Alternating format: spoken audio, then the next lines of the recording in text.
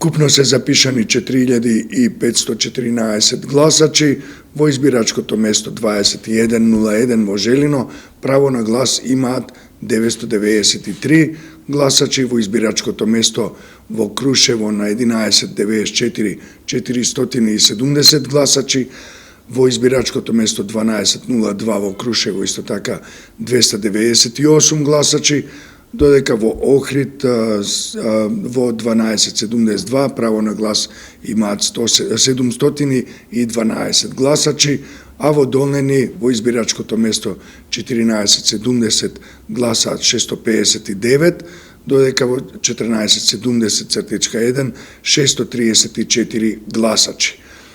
Во избирачкото место 1844 во Струга гласаат 755 граѓанки и граѓани денеска. Во споредба со гласањето на 8 мај за парламентарните избори до 11 часот на ова прегласување се забележува зголемена излезност од 5,35% повеќе отколку на избирачките места на тој ден на 8 мај. Гледаме дека тоа се високи бројки за сега, односно, само еден момент да провериме во која мерка се зголемиле тие. Значи, прегласувањето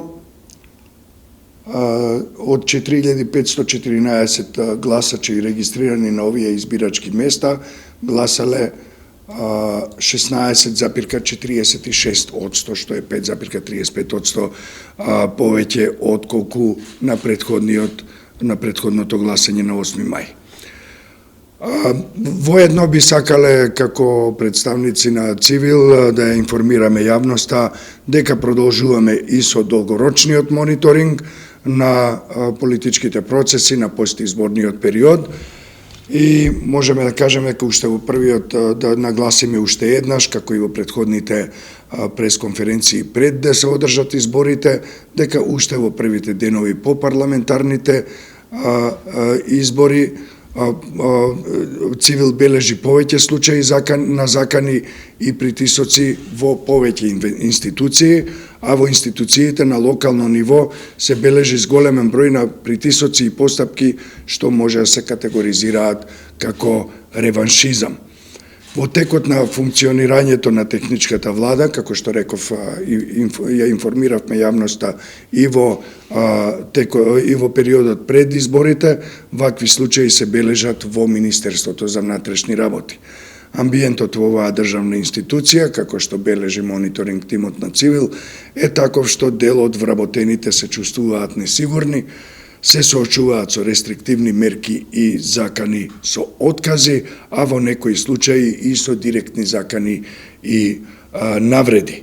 Овие состојби се веќе дел од долгорочниот сеопфатен мониторинг на Цивил и тие се веќе во извештајот кој ќе биде објавен во јуни. Толку имаме за првиот прес денеска во текот на прегласувањето за парламентарни избори. Ова беше пресконференцијата на македонски јазик. На албански јазик пресконференцијата ќе се одржи за околу 20 минути, односно во 20 часот и 30 минути. Цивил повторно ќе се појави со пресконференција во 17 часот денеска, а се разбира во меѓувреме доколку има итни извештаи, може да се појавиме со соопштение или пак со програма во живо, како што сме го направиле тоа и многу пати досега. Довидување од мене за 15 на 20 минути ќе имаме пресконференција на албански јазик.